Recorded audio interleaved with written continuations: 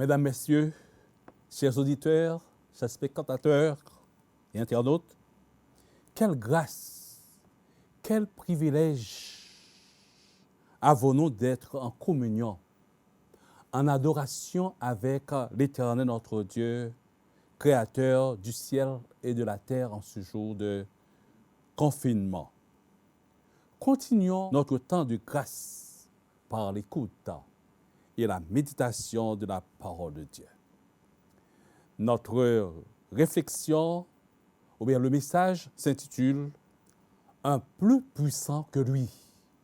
Une question d'une dualité entre deux personnages, d'un ennemi et de l'être humain. Le désir être plus fort que l'autre. Que nous enseigne la Bible? Que nous dit la parole de Dieu? Et le passage qui nous servira de base va se lire dans Marc chapitre 3, le verset 27. Prions. Notre Seigneur et notre Dieu, nos âmes te louent et le privilège que tu nous donnes d'être en ta présence pour entendre ta voix parler à notre cœur. Veuille, au temps de Père Céleste, nous débarrasser de tout ce qui n'est pas de toi et de permettre, Seigneur, que la parole que tu as à nous communiquer en cet instant nous parvienne sans altération aucune et que nous apporte force, courage, puissance en ce temps, dans ce temps de crise, dans ce temps que nous vivons. Parle à notre cœur. Utilise-nous comme bon te semble, au nom de Jésus et pour ta gloire. Amen. Un plus puissant que lui. Dans l'Évangile selon saint Marc, au chapitre 3, le verset 27, nous lisons ce qui suit. Personne ne peut entrer dans la maison d'un homme fort et piller ses biens sans avoir auparavant lié cet homme fort, alors il pillera sa maison. Soulignons en gras cette phrase de ce verset ou dans votre Bible. Lier l'homme fort avant de piller ses biens. Chers auditeurs, un texte qui mérite bien toute notre attention en ce temps de confinement. On dirait qu'un confiné qui s'est fait ligoter par une force beaucoup plus supérieure que lui. Une question se pose. Comment quelqu'un peut-il entrer dans la maison d'un homme fort et piller ses biens sans avoir auparavant lié cet homme fort? Imaginez, essayons de réfléchir, essayons d'aller un peu plus loin. Imaginez qu'un homme fort, redouté par tous, qui sème la terreur dans toute la ville, vienne chez vous régulièrement, vous pille et vole tout ce que vous avez, tout ce que vous possédez. Parfois, nous vivons et entendons ces genres d'événements. Vous vivez dans la peur de cet homme, n'est-ce pas? Et chaque fois que vous le voyez venir, vous l'entendez, vous tremblez, vous êtes craintif, vous avez peur. Ceci nous fait penser à David face au géant Goliath, le Philistin qui faisait peur aux Israélites sous le règne du roi Saül. Mais un jour, on continue notre expérience, notre illustration, mais un jour, voilà faire la rencontre d'un homme bien plus puissant que ce méchant homme fort. Il devient votre ami et vous dit, écoutez, à partir de maintenant, vous n'avez plus rien à craindre, car je vais venir vivre chez vous, dans votre maison, et je suis plus que vainqueur, plus puissant que votre ennemi. Vous poussez un grand ouf. Ouf! L'homme fort revient frapper à votre porte. Et il vous trouve avec une assurance qu'il n'a jamais vue. D'habitude craintif, peur, tremblant, mais il vous voit calmement et serein. Waouh! Tout à coup, il comprend. Quand il voit apparaître derrière vous votre ami bien plus fort que lui, il baisse la tête, il s'enfuit. Il s'enfuit car il sait que le combat est perdu d'avance. Il a peur. Ce grand puissant qu'il a vu derrière vous. La peur alors a quitté votre cœur, car vous savez que vous n'êtes plus seul, livré à votre faiblesse, mais que quelqu'un de bien plus fort habite chez vous et assure votre protection. Quelle bonne nouvelle pour toi. Quelle bonne nouvelle pour moi. Quelle bonne nouvelle pour nous contre le COVID-19. C'est exactement ce que l'évangile de Marc et deux autres évangiles dans la Bible, la parole de Dieu, veulent nous montrer d'un aspect dramatique des scribes, des pharisiens venus de Jérusalem, se mêlant avec d'autres adversaires, suivant leur mouvement renforçant pour accuser Jésus d'être possédé du démon et d'agir par Beelzébul, un autre nom donné au diable, un autre nom donné à Satan. Il faut donc l'empêcher d'agir, disent-ils. Il faut donc l'empêcher. Ce n'est pas vraiment amusant, ce n'est pas vraiment intéressant pour Jésus d'entendre des propos malhonnêtes à son égard, comme aussi pour nous en tant qu'humains. Jésus pouvait les réduire au silence, mais pas amour pour eux. Non, il n'a rien fait. Par contre, Jésus les démontre en utilisant leur propre méthode. Combien l'accusation des maîtres de la loi est illogique? Il dénonce leur égarement coupable encore plus grave que l'incrédulité. Ne pas reconnaître Dieu lorsqu'il parle. Ne pas reconnaître l'autorité de la parole de Dieu, l'autorité et l'authenticité de la parole de Dieu auquel agit est une insulte contre lui. Rappelons-nous de ce que dit ce passage. Personne ne peut entrer dans la maison d'un homme fort et piller ses biens s'il ne l'a d'abord lié, s'il ne l'a d'abord ligoté. Alors seulement il pillera la maison. Dans ce passage, mesdames, messieurs, nous pouvons retenir trois mots-clés. Deux verbes, et c'est un nom à caractère symbolique, piller, lier et maison. Toutefois, il nous est dit de lier auparavant. Lier signifie attacher avec des chaînes, mettre au fer, mettre en prison, amarrer avec des attaches, je dirais. Mais savez-vous, certaines images nous retiennent l'attention dans les nouvelles que nous faisons sur les transports des gens graves infectés du coronavirus dans les hôpitaux liés par des attaches. Et nous profitons de cette occasion pour présenter nos mots d'appréciation au corps médical, aux scientifiques, au gouvernement, des gens établis, et à tous les niveaux pour leur engagement en ce temps de crise. Chers amis, vous qui croyez, Jésus nous a donné cette capacité ou ce pouvoir de lier, comme indique la Bible, la parole de Dieu. C'est ce qu'il dit à Pierre. Tout ce que tu liras sur la terre sera lié dans le ciel. Et tout ce que tu délieras sur la terre sera délié dans le ciel. Matthieu 18, verset 18. Notez également, entre parenthèses, que tous les miracles ou bien tous les enseignements de Jésus ont un sens eschatologique. C'est un sens qui se réalisera à la fin des temps. comme nous le dit, c'est ce qu'affirme l'apôtre Jean dans Apocalypse chapitre 20, versets 1 et 2.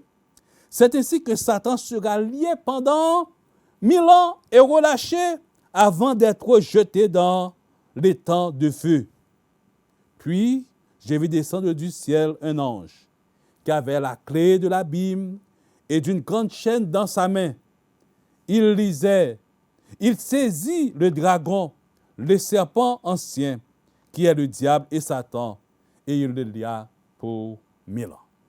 Piller signifie s'emparer vivement, enlever, ravir, enlever de force, saisir à la hâte, livrer à la destruction, dépouiller d'une façon violente, etc.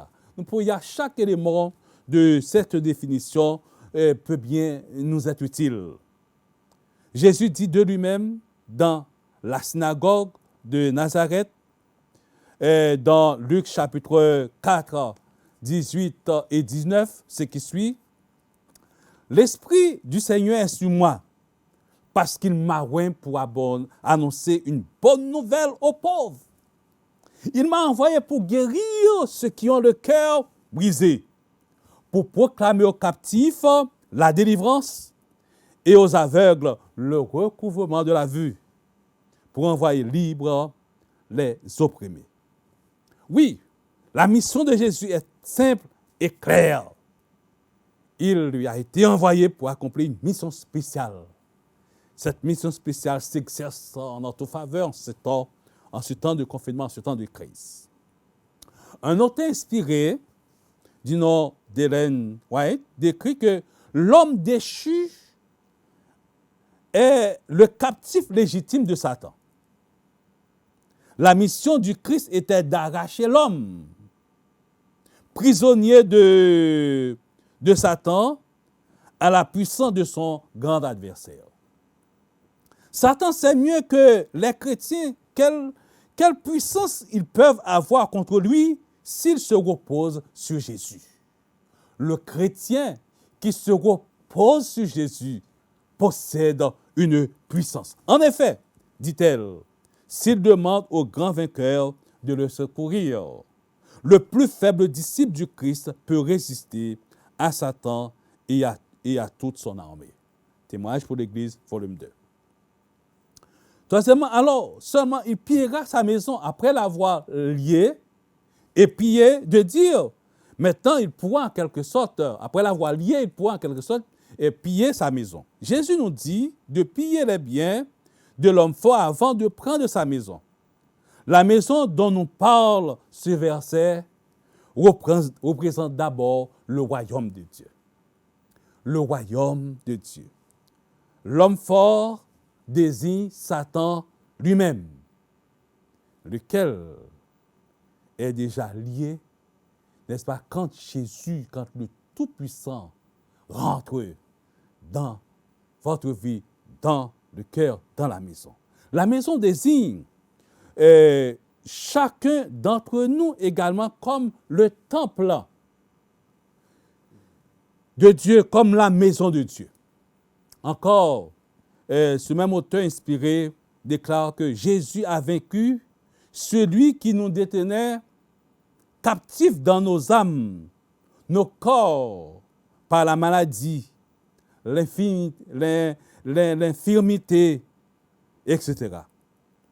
Et l'apôtre Paul renforce en disant, dans Colossiens 2, verset 15, « Il a dépouillé les dominations et les autorités et les a livrées publiquement en spectacle en triomphant d'elles par la croix. » En poursuivant cette réflexion, un commentateur ajoute en disant, « Le Seigneur Jésus enseigne que dans une maison et dans chaque maison, il y a un homme fort qui a des biens qui ne lui appartiennent pas.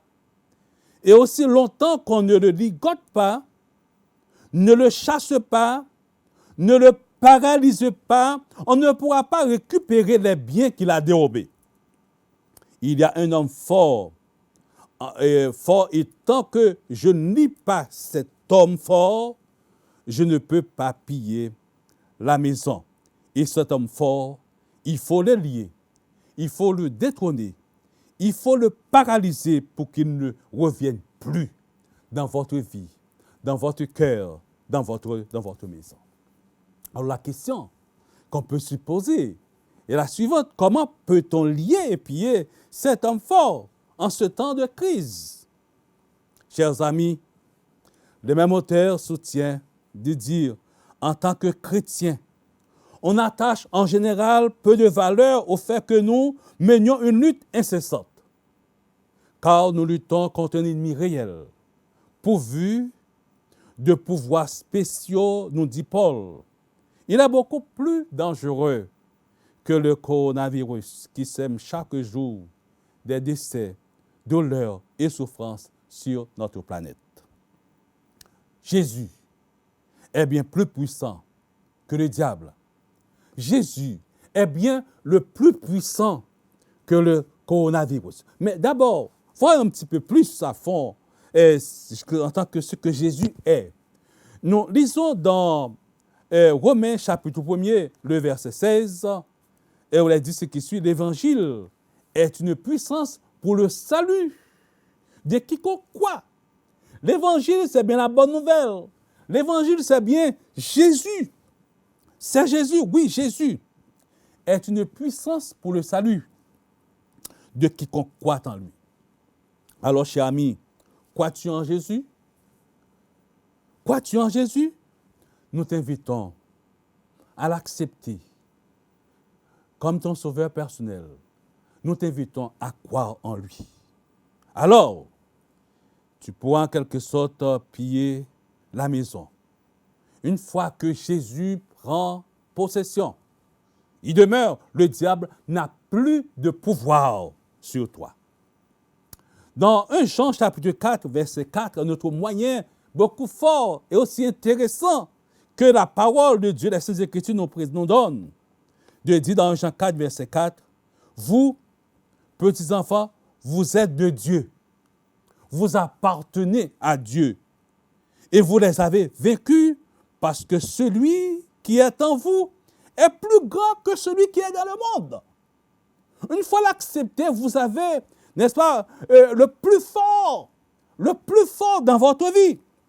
Celui qui est en vous est plus grand, du grec midzon, qui signifie plus grand, plus large, plus fort, plus puissant que celui qui est dans le monde. Mesdames, Messieurs, qui est en vous? Jésus ou le diable? C'est exactement ce qui s'est passé avant ça, un pasteur, un prédicateur, que le jour où vous avez rencontré Jésus et cru en lui, il est venu habiter en vous. Il est devenu votre sauveur, le Dieu tout-puissant, vainqueur de la mort, devant qui tout genou fléchit et toute langue confesse qu'il est Seigneur, celui dont la voix calme la tempête, celui qui est la résurrection et la vie, celui qui est la suprême autorité, celui qui n'a pas d'âge, ni commencement, ni fin, le Seigneur des seigneurs, le roi des rois qui habite en vous. Face à lui, votre ennemi arrive par un chemin et il s'enfuit par cet chemin. Fin de citation. Alors, ne craignez rien, car celui qui est en vous est plus puissant que lui. Rappelez-vous bien cette déclaration que nous avons lue dans 1 Jean 4, verset 4. Celui qui est en vous est plus grand que celui qui est dans le monde. Qu'est-ce qu'il y a dans le monde? Satan, le prince de ce monde et ses suppôts. Nous qui sommes les enfants de Dieu, Jésus nous rassure, nous déclare que nous sommes dans le monde, mais pas du monde. Le Covid-19, le coronavirus, qui fait l'actualité et qui se montre comme un ennemi invincible, peut être lié dans votre maison ou dans votre corps en ce confinement face face bien au coronavirus. Et comment l'y empêcher? Comment l'empêcher d'y entrer? Comment l'empêcher d'y entrer? Rappelons-nous bien les gestes barrières à en tenir compte. Vous les connaissez, mais simplement, nous vous encourageons. Nous vous exhortons à respecter les mesures de sécurité et sanitaire de manière à éviter, n'est-ce pas, cet ennemi qui paraît invincible, à s'éloigner. Certes, nous avons une assurance bénie, mais le Seigneur nous demande d'être prudents. D'être prudents, car il dit, aucun malheur n'approchera de votre confléo, n'approchera en quelque sorte de notre temps. En plus, cher ami, avec Jésus dans ta vie, tu as le pouvoir de lier et plier toute puissance qui s'élèverait contre toi. Comment? Par la prière. Ah oui, prière continuelle, continuité dans la prière. L'étude de la Bible, la confiance dans les promesses du Seigneur Jésus.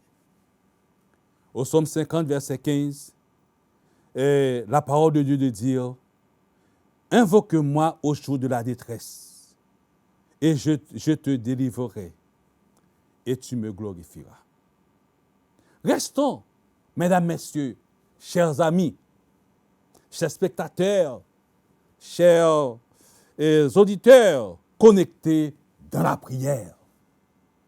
Restons dans l'étude de la parole de Dieu. La parole de Dieu, bien, est, n'est-ce pas, un pouvoir, a une puissance dans notre vie pour celui qui croit en Jésus. Rappelez-vous bien aussi de David, que nous avons cité, préambule, David qui n'avait pas peur et marchait avec plein d'assurance en face du géant Goliath, car il avait la conviction que le Dieu Tout-Puissant qu'il ne voyait pas était avec lui. Il a été victorieux. Le Seigneur le Tout-Puissant peut nous rendre victorieux face à l'ennemi, face au diable et tout. Ensuite, face même au coronavirus. Car il dit, car celui qui est en nous, celui qui est en nous est plus grand que celui qui est dans le monde. Nous avons le Tout-Puissant. Nous avons Jésus dans notre vie. Quelle bonne nouvelle! Quelle merveilleuse nouvelle! Chers auditeurs, Dieu n'est pas seulement avec nous, il est en nous. C'est le plus grand niveau de notre intimité avec lui. Amen. Et toi, mon ami, n'aimerais-tu pas faire de nouvelles expériences avec lui? Avoir confiance en lui? En toi, même qui peut-être qui a décidé, qui marche avec lui. Nous te rappelons, en toi habite l'infinie grandeur de sa puissance.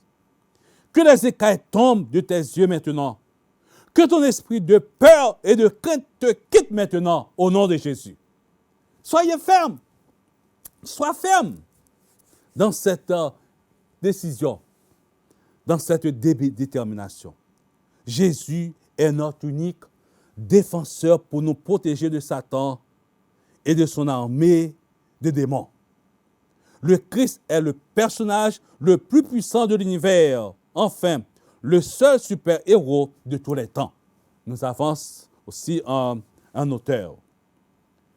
Mon ami, chers spectateurs, chers auditeurs, internautes, écoute, Dieu est plus fort, est plus puissant, est plus grand que le coronavirus qui te fait peur, qui te porte à avoir des craintes, peut-être à être dans des situations de détresse.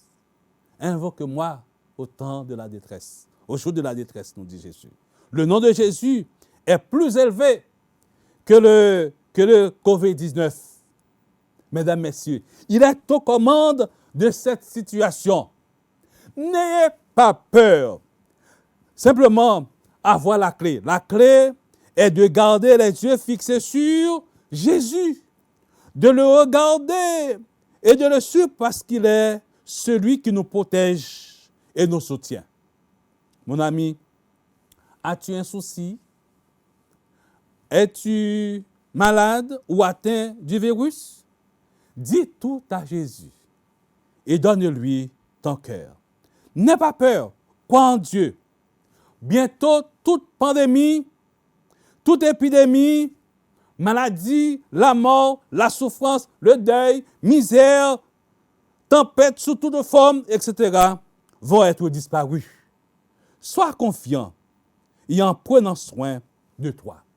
Nous terminons ce message avec cette merveilleuse promesse que nous trouvons dans Romains chapitre 16, le verset 20. Romains chapitre 16, le verset 20. Le Dieu de paix écrasera bientôt Satan sous vos pieds. Le Dieu de paix écrasera bientôt Satan sous vos pieds. Que la grâce de notre Seigneur Jésus soit avec vous. Que la grâce de notre Seigneur Jésus soit avec vous. Amen. Prions. Grand Dieu, trois fois saint, nous te louerons et te remercions pour la révélation de ta parole. Oui, bien de ta parole de vérité. Qu'il te plaise de prendre possession de notre être tout entier et qu'il soit conservé irrépréhensible jusqu'à ton avènement.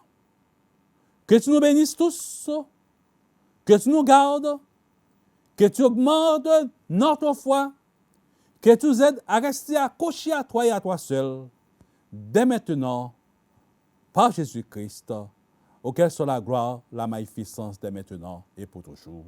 Amen.